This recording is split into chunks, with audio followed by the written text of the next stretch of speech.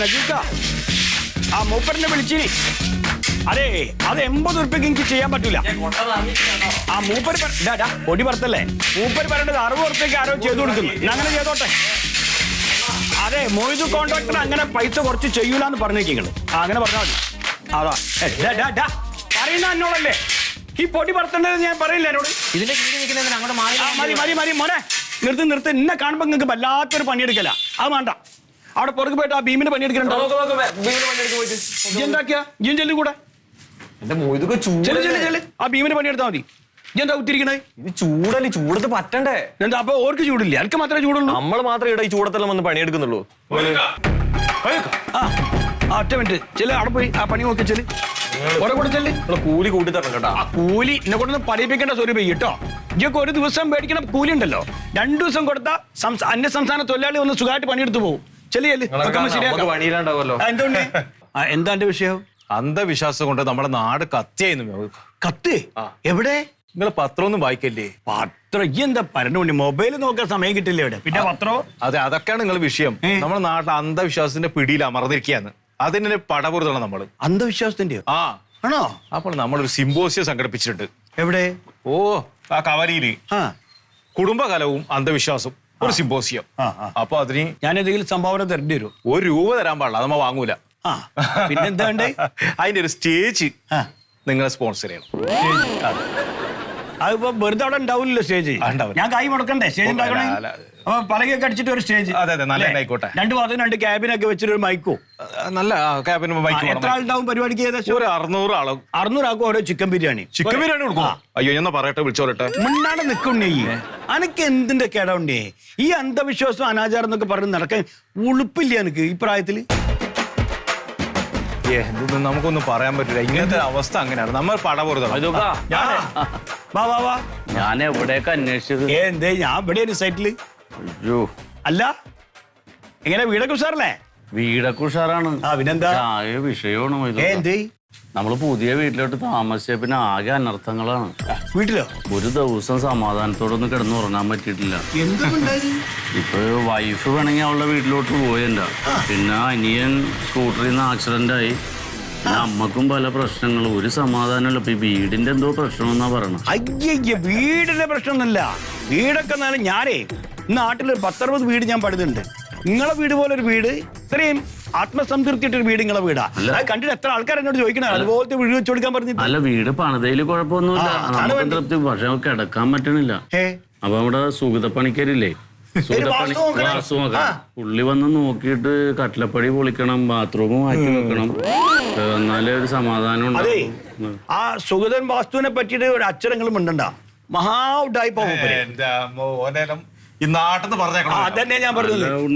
അമ്മക്ക് ഭയങ്കര വിശ്വാസമാണ്. അപ്പൊ ആ കട്ടിലേക്ക് ഒന്ന് മാറ്റി, അതുപോലെ പ്ലാവിന്റെ കട്ടില വെക്കാൻ പാടില്ല. പ്യാരി അനക്ക് വിവരവും വിദ്യാഭ്യാസവും ഇല്ല. അമ്മേനെ പറഞ്ഞൊന്ന് മനസ്സിലാക്കി പറഞ്ഞെന്ന്. പക്ഷെ ഈ ഓരോ പ്രശ്നങ്ങൾ ഉണ്ടാവുമ്പോ അതിന് കഴിഞ്ഞ ദിവസം പിലോപ്പി മേടിച്ച് അത് കറി വെച്ച് കഴിച്ചപ്പോ മണ്ണിന്റെ ചൊവ്വ. അത് ഈ കട്ടിലപ്പടിയുടെ അടുക്കളയുടെ എന്നൊക്കെ പറഞ്ഞിട്ട് അമ്മ ഒരു എന്താണ് എവിടെ പിലോപ്പി എന്ന് പറഞ്ഞാല് ഈ പുയലുണ്ടാവണ മീനല്ല. അതിന് മണ്ണിന്റെ മണല്ലാണ്ട പിന്നെ വേറെന്ത് മണുണ്ടാവുക? ഇതാണ് ഞാൻ പറഞ്ഞ അന്ധവിശ്വാസം. ആ സ്റ്റേജ് സ്പോൺസർ ചെയ്യുക, നമുക്ക് എത്രയും പെട്ടെന്ന് നടത്തണം. ഈ മിണ്ടാടക്കൊണ്ടേ ഇവിടെ കാര്യം സംസാരിക്കുന്നിട്ടില്ല. എടോ ഞാനൊരു കാര്യം ചോദിച്ചോട്ടെ, ഈ വീട്ടിന്റെ ഉള്ളിൽ എപ്പാണ് ഈ ക്ലോസറ്റും കക്കൂസെല്ലാം വന്നിനി? എടോ ഇപ്പൊ അടുത്ത കാലത്തല്ലേ ഈ അന്ധവിശ്വാസം. എന്റെ അച്ഛൻ പുറത്താന്ന് ഇപ്പം തൂറാതിരിക്കല് അറിയൊക്കെ ഓർക്ക് കാറ്റ് കൊള്ളണം.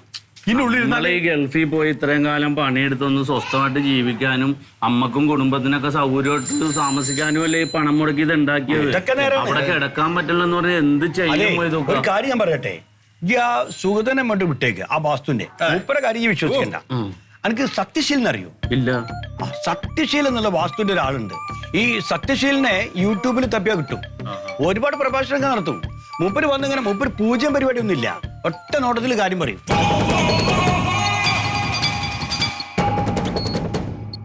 സുഗതമേശ്വരി വന്നിട്ട് ഇതൊക്കെ പൊളിച്ചിട്ട് കട്ടിലപ്പടിയൊക്കെ മാറ്റണമെന്നാ പറഞ്ഞിട്ടുള്ളത്. ഞാനാണെങ്കിൽ ഗൾഫിൽ കിടന്ന് ബുദ്ധിമുട്ടിയിട്ടാണ് ഇപ്പൊ ഈ ഒരു വീട് ഉണ്ടാക്കിയത്. ഇപ്പൊ അത് ഇപ്പൊ തന്നെ പൊളിച്ചു കളയണമെന്ന് പറഞ്ഞു. എല്ലാരും കൂടി വന്നിപ്പോ വീട് മൊത്തം പൊളിക്കും. നീ എന്തെങ്കിലും വേണ്ടതാണെങ്കിൽ നമുക്ക് ചെയ്യണതിൽ കുഴപ്പമില്ല. പുള്ളി പറഞ്ഞ എല്ലാം പൊളിക്കണം, പടി പൊളിക്കണം, കട്ടിലപ്പടി മാറ്റണമെന്നൊക്കെ പറയണം. നമുക്ക് അകത്തിന് സംസാരിക്കാം.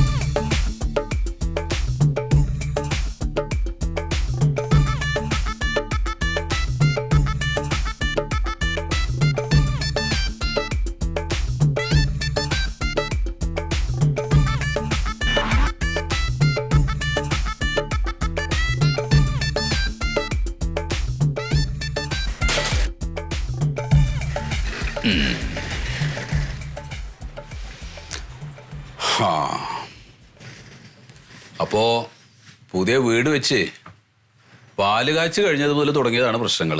അതെ, ഇതിലോട്ട് കയറി താമസിച്ച് പിന്നെ മുഴുവൻ അനർത്ഥങ്ങളാണ്. എൻ്റെ ഭാര്യ പിണങ്ങി വീട്ടിൽ പോയി, അപ്പോൾ അവൻ വണ്ടിയിൽ നിന്ന് വീണു. ഞാൻ എത്രയോ വർഷങ്ങളായിട്ട് ഈ റോഡിലൂടെ വണ്ടി ഓടിച്ച് പോകുന്നതാണ്. അപ്പൊ ഇപ്പൊ പെട്ടെന്ന് പട്ടി കുറുകെ ചാടി കൈവിട്ടി. ഇപ്പൊ ഈ പുതിയ വീട്ടിലേക്ക് മാറിയപ്പോഴാണ് ഇങ്ങനെയൊക്കെ ഉണ്ടായത്. അതേന്നെ, ഇവിടെ എന്താണ് ആ ടാങ്കിൽ വെള്ളം തീരുമ്പോ കറക്റ്റ് കറണ്ട് പോകും. പിന്നെ ഗ്യാസ് നമ്മൾ ഒട്ടും പ്രതീക്ഷിക്കൂല, എന്തെങ്കിലും ഉണ്ടായിക്കൊണ്ട് നിൽക്കുമ്പോ ഗ്യാസ് തീർന്നു പോകും. അങ്ങനെ ഓരോരോ കാര്യങ്ങളാണ് ഇവിടെ. 1-2 പേരെ നോക്കിച്ച്, അപ്പൊ എല്ലാവരും അങ്ങനെയാണ് പറയണം. അപ്പൊ ഞാൻ ഒരു ഓപ്ഷനും കൂടി. ചെറിയ കുഴപ്പങ്ങളല്ല, കാര്യമായിട്ടുള്ള കുഴപ്പങ്ങൾ തന്നെയാണ്. അല്ല, അപ്പൊ ഈ വാട്ടർ ടാങ്ക് മാറ്റല്, ക്ലോസറ്റ് മാറ്റല്, പിന്നെ ആ പടി ഇടിക്കല്, അതൊക്കെ ചെയ്താ പോരെ അല്ലേ? മാറൂലേ? പോരാ. എന്താണ് നമ്മളിപ്പോ ഒരു പരിഹാരം, എന്തെങ്കിലും പരിഹാരം ഉണ്ടാവും?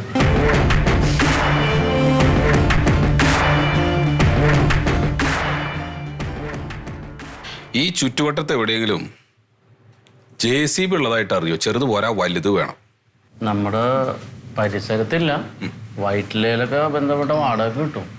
അപ്പൊ വലുത് നോക്കിയിട്ട് 2 വിളിക്കാം. എന്നിട്ട് കൊണ്ടുവന്ന് ഈ വീട് ഇടിച്ച് പൊളിച്ചങ്ങട്ട് നിരപ്പാക്കുക.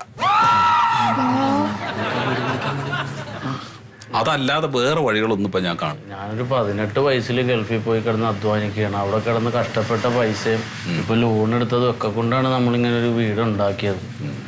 അപ്പൊ ഇടിച്ചു പൊളിച്ച് കളയാന്ന് പറഞ്ഞാൽ പിന്നെ നമുക്ക് വേറെ വഴിയൊന്നുമില്ല. ഞങ്ങൾ എവിടെ പോയി കിടക്കും? കിടക്കാനൊക്കെ സ്ഥലം ഉണ്ടല്ലോ. ഒന്നുമില്ലെങ്കിൽ ഏതെങ്കിലും ഒരു മരത്തിന്റെ ചോട്ട് പോയി കിടക്കാം, ഇല്ലെങ്കിൽ വല്ല കടകളുടെയും തിണ്ണയിൽ പോയിട്ട് കിടക്കാം, ഇല്ലെങ്കിൽ ബസ് സ്റ്റാൻഡിൽ കിടക്കാം, റോഡ് സൈഡിൽ കിടക്കാം, എവിടെയും കിടക്കാം. അവിടെ ഒന്നും ആരും കന്നിമൂലം അന്വേഷിച്ചു വരില്ല. കട്ടിലും ജനലും മാറ്റണ്ട, കക്കൂസിന്റെ സ്ഥാനം നോക്കണ്ട, ഒരു കുഴപ്പമില്ല. അങ്ങനെ ചെയ്യാലോ. മനസ്സിലായില്ല. നിങ്ങളൊക്കെ നല്ല വിദ്യാഭ്യാസമുള്ള ആളുകളല്ലേ, ഒരു കോമൺ സെൻസ് വേണ്ടേ? ഇപ്പോൾ വീട്ടിൽ ഭാര്യയും ഭർത്താവും തമ്മിൽ വഴക്കുണ്ടാക്കുന്നത് ഈ വാസ്തുവിന്റെ കുഴപ്പം കൊണ്ടാ, അല്ലെങ്കിൽ കട്ട്ലയുടെയും ജനലുടെയും കുഴപ്പം കൊണ്ടാ ആണോ? പട്ടി കുറുകെ ചേർന്നാല് വാട്ടർ ടാങ്ക് എന്ത് കഴിച്ചു? ഞാനൊരു കാര്യം നിങ്ങളോട് ചോദിക്കട്ടെ. ഇപ്പോ നിങ്ങളുടെ ഈ വീടിനകത്ത് നന്നായിട്ട് കാറ്റും വെളിച്ചം കിട്ടുന്നില്ലേ? ഇല്ലേ? കിണറില്ലേ? കിണറിൽ നല്ലോണം വെള്ളമില്ലേ? ഈ വീടിന്റെ ലോണൊക്കെ കൃത്യമായിട്ട് അടയ്ക്കുന്നില്ലേ? അമ്മയ്ക്ക് പെൻഷൻ കിട്ടുന്നില്ലേ? അതിപ്പോ നോക്കണ്ട, കിട്ടിയാ കിട്ടി. അപ്പൊ ഞാൻ നേരത്തെ പറഞ്ഞ കാര്യങ്ങളൊക്കെ മതി ഒരു വീട്ടിനകത്ത് മനസമാധാനത്തോടു കൂടി കഴിയാൻ. അല്ല, അപ്പൊ പരിഹാരം ഒന്നും ചെയ്യണ്ടേ? ഉണ്ട്, പരിഹാര മാർഗങ്ങളുണ്ട്. അപ്പൊ 3 പേര് ശ്രദ്ധിച്ച് കേൾക്കണം. ഒരു ഗ്യാസ് കുറ്റി എത്ര ദിവസം പോവും? 1 മാസമൊക്കെ നിൽക്കും. അപ്പൊ ഒരു കാര്യം ചെയ്യാം. അപ്പൊ 25 ദിവസമൊക്കെ കഴിയുമ്പോ പുതിയതിന് ബുക്ക് ചെയ്യാം. അപ്പൊ പുതിയത് കൊണ്ടിറക്കും. അപ്പൊ പഴയത് കഴിയുമ്പോ പുതിയതാണ് കയറ്റി വെച്ചാൽ മതി. ഒന്ന് ശ്രദ്ധിക്കണം എന്ന് മാത്രമേ ഉള്ളൂ, പെട്ടെന്ന് തീരില്ലതേ കേട്ടാ. അപ്പൊ അങ്ങനെ ചെയ്യാം. പിന്നെ താൻ ഈ ബൈക്കിന്റെ മുകളിൽ പോകുന്ന പരിപാടി ഒന്ന് സ്പീഡ് കുറയ്ക്കുക. സ്പീഡ് കുറച്ചാൽ നല്ലതാണ്. അപ്പൊ ഒന്ന് പതുക്കെ പോവുക. അതുപോലെ ലോണ് കൃത്യമായിട്ട് അടയ്ക്കണം. പിന്നെ ഇലക്ട്രിസിറ്റി അത് വളരെ കർശനമാണ്.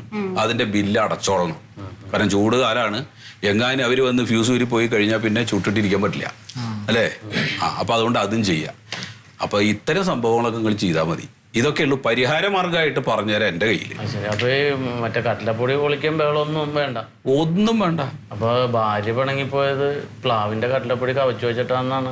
അതിപ്പോ അതങ്ങനെ പറഞ്ഞു നടക്കാൻ ഒരുപാട് ആളുകൾ ഉണ്ടാവും. ആദ്യം കയ്യിലിരിപ്പ് നന്നാവണം. അതാണ് ഭാര്യയുടെ മാത്രല്ല, എല്ലാവരുടെയും. ആ വാക്കൊക്കെ കേട്ടിട്ട് ഇത് ഇടിച്ചു പൊളിച്ച് കളഞ്ഞാനേ. പിന്നല്ലേ. അതില് സമാധാനം ഇതൊന്നും അല്ലേ? ചായ ചായക്കാവാം. ഗ്യാസൊക്കെ ഉണ്ടല്ലോ അല്ലേ? എല്ലാ പ്രശ്നം കഴിഞ്ഞല്ലോ. അതാണ് ഒരു ആശ്വാസമായത്. ആ പിന്നെന്താ. നേരത്തെയാണെ പഞ്ചസാര ഉണ്ടാവില്ല ചായ എടുക്കാൻ നേരത്തെ. അതൊക്കെയാണ് പ്രശ്നം.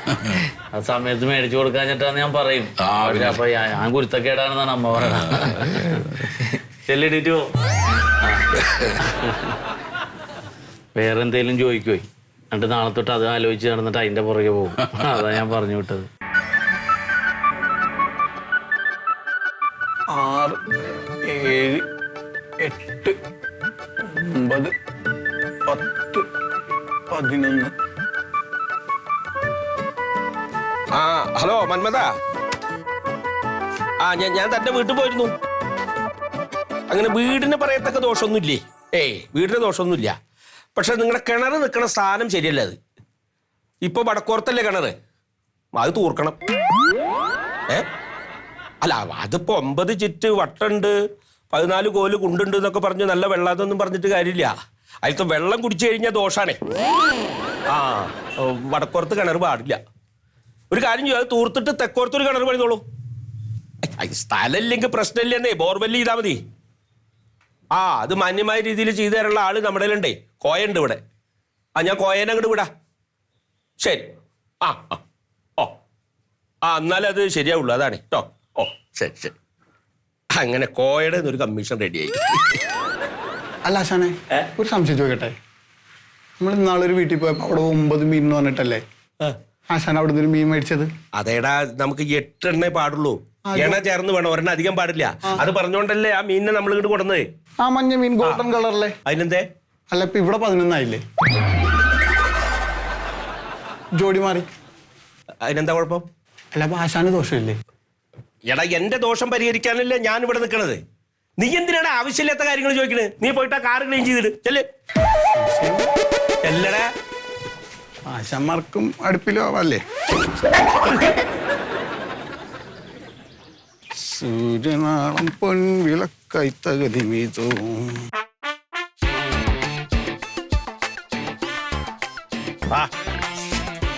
എന്തേ എവിടെടാ നിന്റെ ആശാൻ? ആശാൻ ദേ നിക്കണ്. എവിടെ ആശാനെ ആ ദേ വിളിക്കണ്. ആ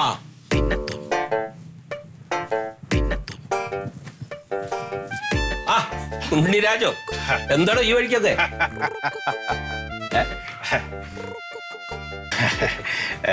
അതെ, വീട് വെക്കാൻ ഒന്ന് വാസ്തു നോക്കണായിരുന്നു. നീ എന്താ ഇവിടെ നോക്കി? നീ പോയി കാറ് കഴുകേ.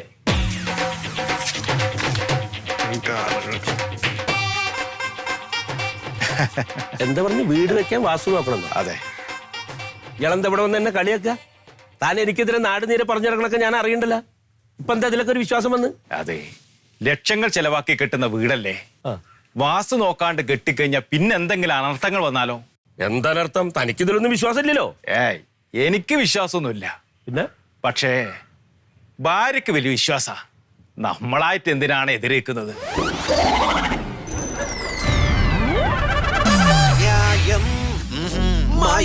മറിമായത്തിന്റെ ആരംഭം മുതൽ ഇതുവരെയുള്ള എല്ലാ എപ്പിസോഡുകളും നിങ്ങൾക്ക് മനോരമ മാക്സിലൂടെ ഫ്രീ ആയിട്ട് കാണാം. അപ്പോൾ കാണാൻ മറക്കണ്ട. ചിരിക്കാം, ചിന്തിക്കാം. മറിമായം.